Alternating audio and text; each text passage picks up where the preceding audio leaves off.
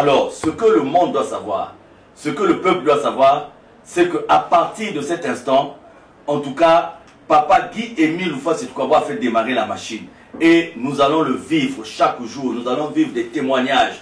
Nous allons vivre des phénomènes. Nous allons vivre des manifestations. Je ne le dis pas parce qu'il faut amuser la galerie. Je ne le dis pas parce que, bon, je suis de Luzolo, j'ai été pris par, je ne sais, piqué par je ne sais quelle mouche, et je viens amuser la galerie. Je vous parle de ce qui est vécu. Je vous parle de ce qui est senti. Je vous parle de ce qui est vu.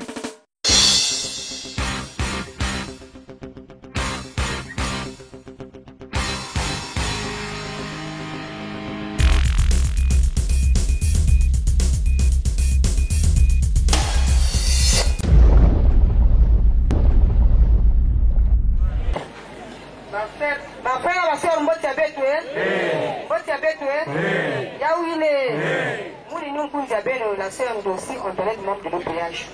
Il y a pendant le janvier, il y a pendant moi, je suis à Bakala,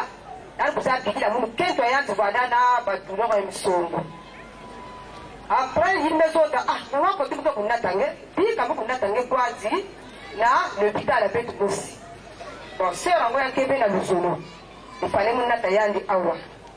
Nous n'avons dit Kayandi, au débat la sage. La sage mène la salle d'attente. Après, nous ne pas dans le côté de la recevoir malade pour nous poser de la télé. Nous avons dit, la salle de la sœur Antoinette, pour la Kusumba, Mbisi ya Moseka ya bouillon, dès qu'il pèse la quête de moi. Mais ça n'est pas facile, nous me basika. Là, nous me basika, nous me beaucoup ma côté, il va être ça, Madia, nous mettons la sœur, il va la crier comme sous. Mais il y a des gens qui ont été subis la Yandi, Moseka. C'est pas si vous pouvez la frontière. Nous avons dit, vous à côté de mes bandes. Mais ah, dis que vous foutuka. Vous me foutuka, vous me côté la carte salle. Au dernier banda kakuna, pour comme il y a banda moise. Mouta la dit, là, il y a des mecs pour paluka. Après, c'est fixé côté de côté là. Vous me dites, mais moi, le Dieu est dans ça. Combien que moi, je me suis passé une année, mais je dis, et donc, il y a beaucoup fois. Moi, je dis, Narcia, pour 4e fois. Mais, Narcia, il y a commencé beaucoup fois. C'est maman, moi, je voulais la moune fait. Mais, moi, il y a beaucoup fois dans l'hôpital, il y a bête, il y a papa Émile fait. Moune, même manga moune. Comme mon banana marié à mon papa, il y a 20 heures, mais vous fouquez à la santé, mais papa Émile. Il y a des soldats qui ont pas de l'Uzolo qui coupent ça, papa. Dans la mouna Bounata, quelques mois dans l'hôpital, Awa. Mais, même Balouka, un soldat qui a été vers Bouta. Papa Émile, ça va me parler en gay. N'a rien que ça, mounou. C'est là du mois du mouna mouria ici pour nous pour sortir en gay. Dada, moi, la 15 ans, je vais sortir, il y a un coup de correctement. Ok, la sage me kuina tayanzi na kati ya sali. Dès kuna masala kusabila, tout le cas du coup pas na porte ya l'hôpital. Mu papa mwana mais oh papa Dieu merci. Data ngibe kusala ngi. Umenzonda di mu papa la sœur Antoinette ku ipaka muteko wangi. Me kota kati ya sali, me paka muteko me va. Me wa mama, ti mama kena mfudu. Me mama fu tiku mushikilia. Mu vili mutal kwa bosi. Elle me cuise, elle me dit, ah maman, on me dit, passer. Moi, je l'ai fait sur le coup.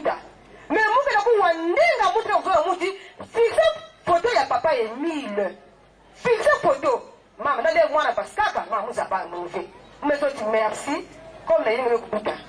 Bon, si vous finissez par la langue, comme ça dit que moi, la langue, n'a pas la langue, c'est la chef de l'Inzo. Vous finissez par la Inzo, vous finissez par la langue, puis il a l'hôpital. Bakala, mais puis il a l'hôpital. Mbasi na suka veba 9h me bogili mumu ti mama fiksi na munu bakusha mwana bakusha me manisa mezo mais munu wa vraiment baba na kama meko na l'école mais wa vous me sala na ko bi bakusha bete dinga bakala ngesi la entreprise mutal kwandi je mu so bien faire cuida na awa na l'hôpital parce que mu fada mu mo sina inzo mu pa mo kwa faire ba 19h bakala na kuisa na ange tosi mais wa façon ni da kuisa na ngesa tiketo ngebe kuita. Mais il y a une dernière chose, si vous pouvez aller à l'hôpital, vous pouvez aller à l'hôpital, n'a qu'un tangi.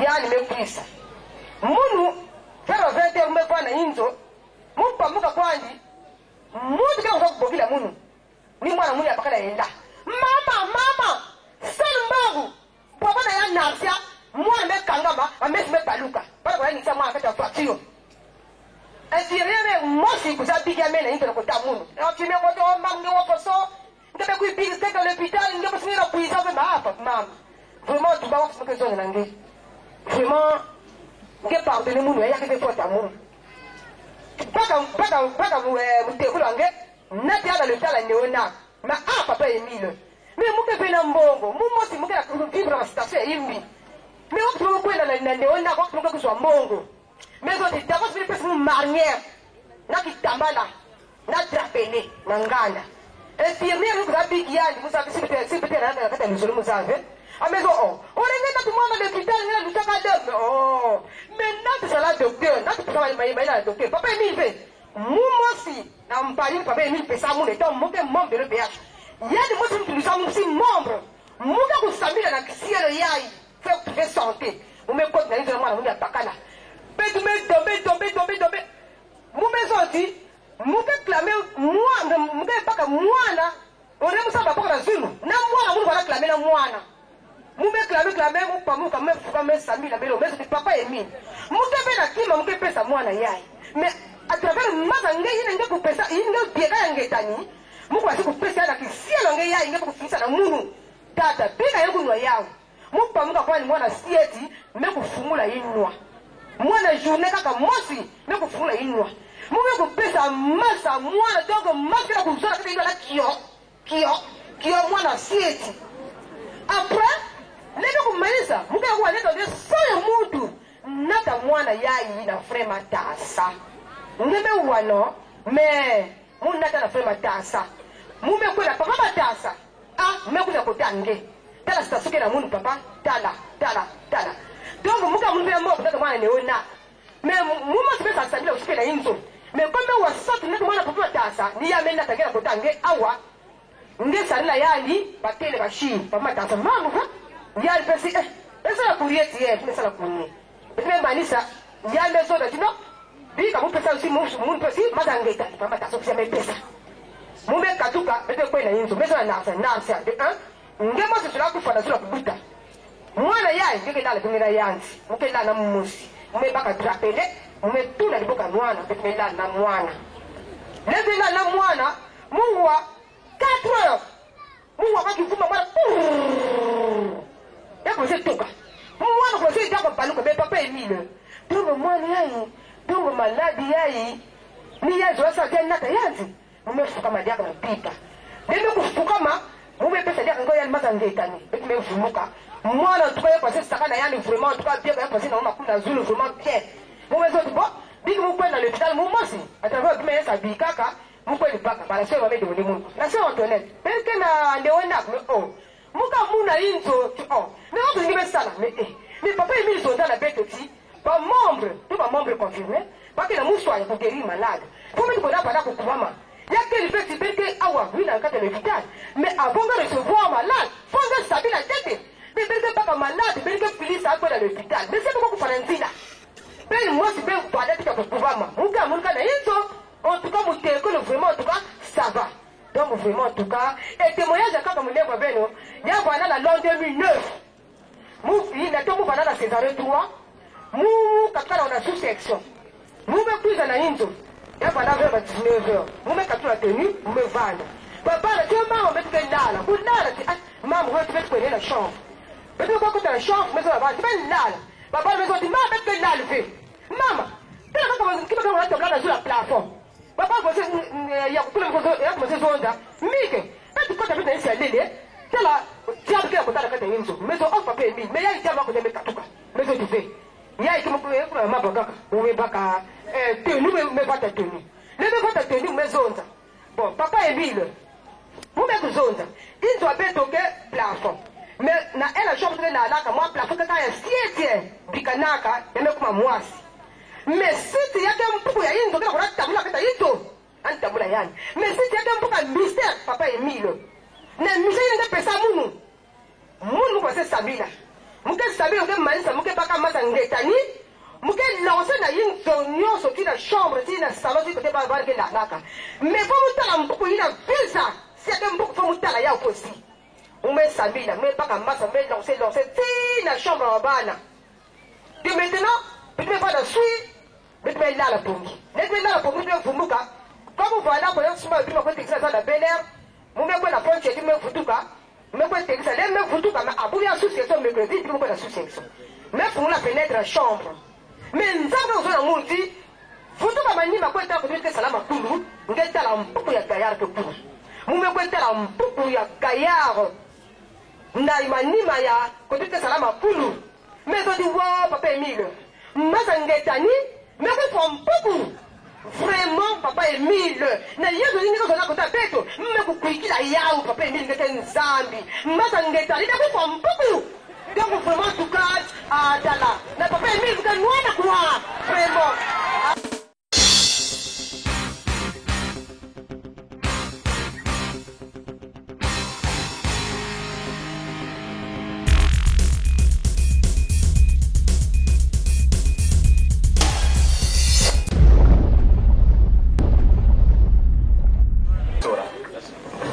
Bafana baso mbote na biso mbote na biso nyonso tikete tate 1000 apamolama témoignage o nazoloba mokola lelo eza témoignage lekaki mokolo oyo avion ekweyaki na mfumfu mokola ngo nalamuki na tongo na sisi misala na ngai nyonso me nazalaki kaka na tenue na vanzi tango moke koki na bana rosala misala nango na tekaka na bongisi nayoka ka mouvement esalami bato nyonso bazalaki pembeni bakimi bakei mwana nanga mwasi mama tokende nga alobi nga ba mouvement aboye na kokaka yango te bokenda bino moko bango nyonso bakei maintenant na mopanzi na lopango mosusu kuna nazoyoka makelele bato bakomolela nga me kuna bazolelaka nini likambo nini esali kuna moto akufi na avion yango bango mpe sikasiko basala zwi mpe sango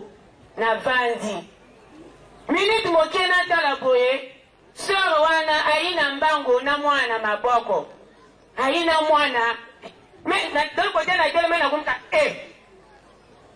la seo gigi nga mwana kufi nga mwana akufi ndenge nini so malade ote depuis la bande konika kwanga to banda kina mwana apoto moko le mwana bungani nazo basu kote mwana kendeki te itepe ezalaki lisusu te oya kufi ngape na kufi nanga azwi mwana sundoli ngai la sœur asimi nzela akei akobenga bande konanga mwali kama na usana onde nini na koti na ndako le frère pa utaye kosamisa na lopango alembaki akoti pe na ndako alali nakobenga le frère la muka yota makambo zalia le fois pe pongi ekumbi na pimi libanda tango na pima libanda bolo pango nyonso etondani na bato bino mobo imagine lwantili na mfumfu ezaka presque esika moko do bato bauta na lwantili mpo bakende kote événement ya avion esalamaki bango nyonso bayi kotondana na kati ya lopango nga nalobi papa Emile ntango ekoki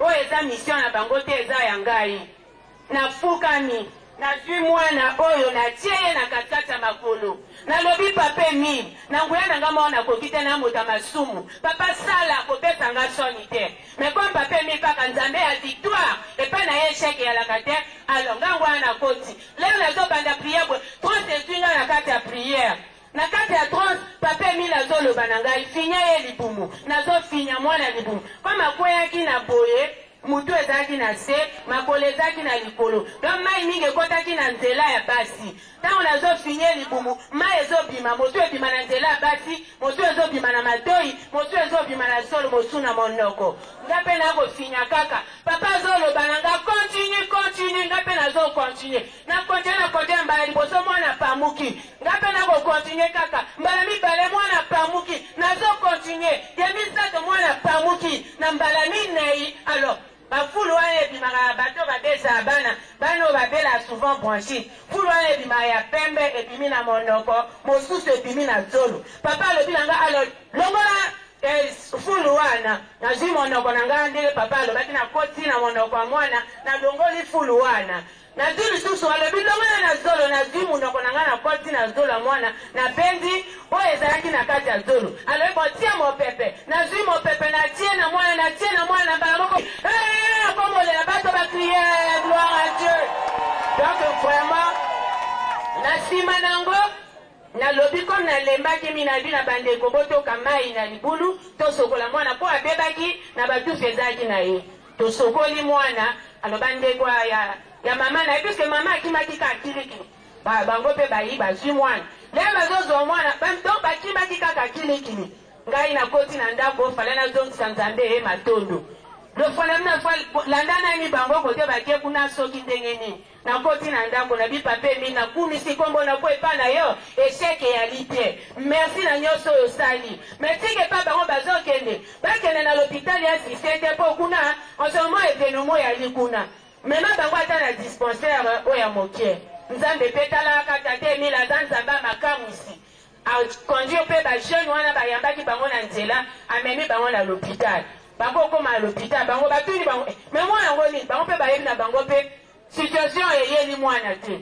bazongi lisusu ntango bazongi mwana tika na nsima za kosanza bango bainfirmiere wana fale bazwa mwana traitement d'attaque bapesi ye perfusion mpo na kopesa mwa makasi bazongi sikoyo bali na ndako la sœur naobi mokolo mwana nga abinga yoyo nini otokende na l'hôpital mwana aza kaka ye moko nazongi toke na l'hôpital wapo l'hôpital moko ya na mfumvu na kota zando ya mfumvu wana ya etage toke nga nzambe na nga akumisama mpo na lingai nde nga na mpe esalami toke tokokoma kuna massage wana bo balai kuna babi me nini ese passe na mwana ngabi mwana oyo akweyaki na libulu asali 3 heures du temps na kati ya libulu abimaki ya kokufa le sœur yo osambelaka mpo wana deja nasi nalongolaki tenu natikali kaka na kitambala oyo ezalaki na nga na motu nga nalobi nga nasambelaka osambelaka api ngabi naza na lusolo sœur wana alobi na kodute te parce que epai ya lusolo kaka ni bango moto basalaka bamakamwisi ya boye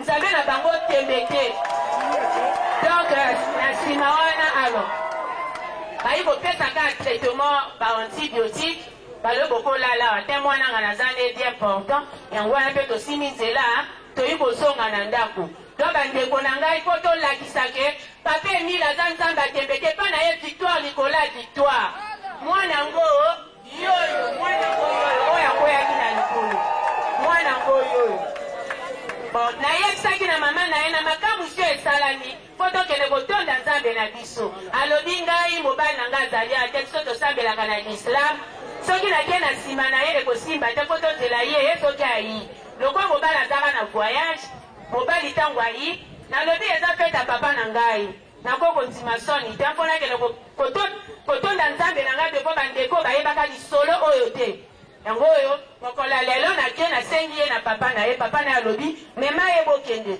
yango nayi na ye awa kombwa mwana yango mariam.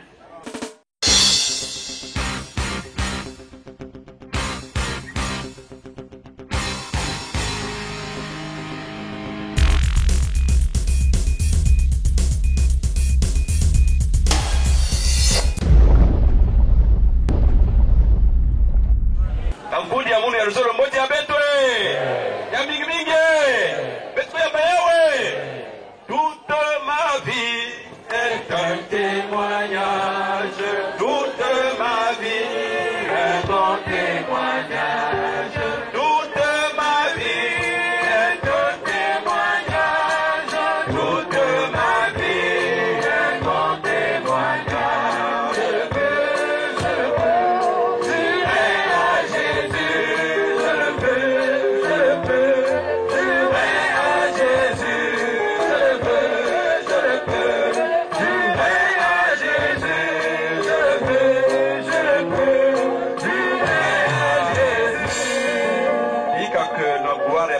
Qui est mis le fois c'est quoi beau le témoignage à mon kesala bobo yayi ya servir beto le chanene nzambwa bonga.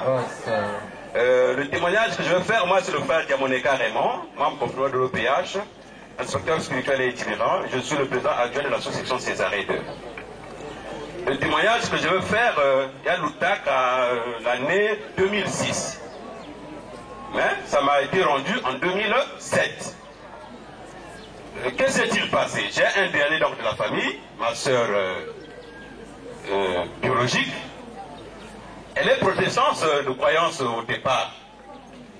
Donc, je suis resté avec elle ici à Pointe-Noire durant toute sa période scolaire. Et après, pendant la période universitaire, elle me pointe à Brazzaville. Et il s'est amouraché à un monsieur et ils ont fait un enfant.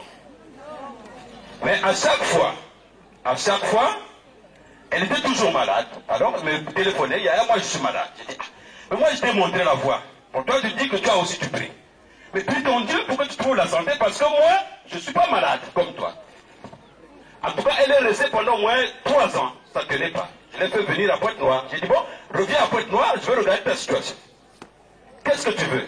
Oh, moi, ça ne tient pas. Quand je dors, vraiment, ça ne va pas. Ce que je vois là, vraiment, je dis, bon, mais la voie est là. Essaie un peu d'expérimenter ce que je te demande de faire pour voir la suite après. Donc, je le fais passer membre ici. Je confie les frères et sœurs à la sous-section, on fait la prière, 3 jours. J'ai dit, bon, c'est fini, tu peux partir à Brazzaville et tu vois la suite après. Donc, quand elle arrive à Brazzaville, son mari, donc, le chasse de la maison. M'a pris la main, me couche. J'ai dit, mais c'est la volonté de Dieu. Tu comprendras pourquoi m'a pris la main, me couche. Elle me voit là, moi je veux aller en France. J'ai dit, mais pour aller en France, je t'ai montré la voie. Tu dis à papa, si tu veux aller en France, si c'est sa volonté, tu iras en France. Quelques jours après, effectivement, il y a le message là-bas, oh, envoie le billet, moi je vais aller en France. Tout est fait. J'ai dit que la volonté de papa soit faite. Elle est donc allée en France. 2 ans, 3 ans, elle avait pensé donc faire venir l'enfant qu'il avait laissé chez son mari. Alors il dit à son mari, j'aurais souhaité que moi, parce que les conditions sont réunies pour les études. Papa donc ne voulait pas. La maman a tout fait, et elle mettait à la quête. Moi aussi, elle avait dit ça. Ça a duré au moins pendant 2 ans sans que mon moussa, parce que Yann Valin a empêché à finir sa moine là, la boute. Alors elle a trouvé que ça ne marchait plus. En ce moment-là, il me dit, Yaya, j'ai une situation. Laquelle? Non, mais voilà, il y a une dame qui est à Pointe-Noire, à qui j'ai remis beaucoup d'argent, elle a un amicale, c'est mon amour, ah, mais ça m'a dit, oh, est-ce que les soldats n'ont pas fait? Ah, mais il ne faut pas oublier les petits faits là.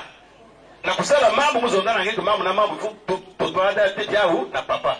Ça la soit cassette, ça na papa et puis ngeke ça la mambo. Bon, je vais voir ça. Donc j'ai cherché la femme en question, je l'ai retrouvée. Je l'ai pris au sentiment, je lui ai posé des questions. Voilà, moi je me suis présenté, voilà, faut bon. Bref, elle a reconnu. Bon, j'ai dit bon, mais on va redémarrer la situation avec moi. Mais d'abord, à Brazzaville, j'ai dit je vais faire venir l'enfant par son père. Alors je fais venir donc mon petit neveu là à 8 ans. Je le fais venir donc ici à Pointe-Noire. Il arrive à Pointe-Noire, je le mets à l'école en attendant que les situations se règlent. Et ça a duré pendant plus d'1 année et demie. L'attente de la situation là. L'enfant était compliqué, moi aussi je ne le savais pas. C'est un petit enfant, je ne pouvais même pas avoir une idée en ce sens-là. C'était impossible. On vient à la prière ici, on repart, on va à l'école, on repart, on regarde la situation. Bon, il a encore envoyé l'argent, je vois la femme. Il envoie encore l'argent, je vois la femme. Top. Alors, jour, il y a voyage, mais Kouma. Donc, c'était un mercredi. Le lundi, l'enfant à l'école à 17h. Pas même à sa cours. À 17h. Qui m'a mis parce qu'il y a qui vous m'ayez à terre. Panique dans l'école. On m'appelle, quoi? J'arrive, l'enfant, je dis. L'initiative, l'enfant là voyage mercredi. Mais qui m'y a mis parce qu'il y a donc ça va subir encore une opération, mais comment je me fais? On amène à l'hôpital le docteur Milandou paniqué, il fait l'échographie, regarde, il n'y a rien. Allez faire la radio. On vient à Congo Malais, on fait la radio, il n'y a rien. Après, on me sait. J'ai dit, je sais pourquoi. Mais tu peux Naïzo, ça va se régler. Naïzo, moi, j'ai dit, on va à la maison. Nous sommes arrivés à la maison, j'ai organisé la séance de prière avec ses amis. D'abord, son voyage, il fallait faire des prières tous les jours avec ses amis, à Banafit. On a prié, le lendemain, on se réveille là, le mardi. Pataki. Ruiz, comment tu sautes? Non, tonton, ça. Saute, il saute. Il fait ceci, oh, il n'y a rien, voilà à l'école. Nous sommes allés à l'école, le mercredi matin, alors, aidé par certains chefs ici que j'étais le nom, moi, en avait, mais pris. L'enfant arrive en France. 2 mois, 3 mois après, il dit à sa mère, maman, moi j'ai quelque chose à te dire. Quelque chose, oui, mais il faut qu'on soit seulement à 2. Là, on a tout. On veut que ça vous déjà papa now. On peut pas caler à mon now. Mais dit que son de monde, il y a bam, il y a bête, il y a zone, comment on peut être. Alors il me téléphone. J'ai dit, bon, l'enfant suite a dit, ouais, demande la permission au service. Pas demander la permission si l'école est Yandi. Reviens à la maison de Yandi pour que nous voyons, en tout cas, quand tu reviens à la maison des deux, donc maman et son enfant, donc 9 ans, Iki, moi j'ai maman un message à te donner, mais j'ai peur à te le dire. Oh. Mais moi j'ai demandé la permission. Toi aussi tu as demandé la permission. Nous sommes retrouvés à deux ici pour que tu me le dises. Donc il faut que les amis se montrent. Bon, en fait, quand même, il faut nous entendre. Iki, non, est-ce que ça veut que maman m'a le pouvoir? Pouvoir, Iki. Il m'a dit que tout cas, quand on a tout, il m'a dit que quand je veux. Comment? Tu n'as pas qu'un avion, mais tu n'as pas qu'un avion, mais tu n'as pas Brazzaville, tu n'as pas papa. Comment faire ça? Maman paniquée. Il dit, ah non, il faut que tu aies courage, tu n'as pas maman, mais comment tu as pouvoir? J'ai des formules. Si je fais les formules là, tac, tac, tac, tac, je ne peux pas te le dire, je sors de la maison. Mais ben, que ça va faire. Et puis, j'assiste aussi à des combats nocturnes. Il y a des combats nocturnes qui se passent, soi-disant. Ça, c'est lui qui explique.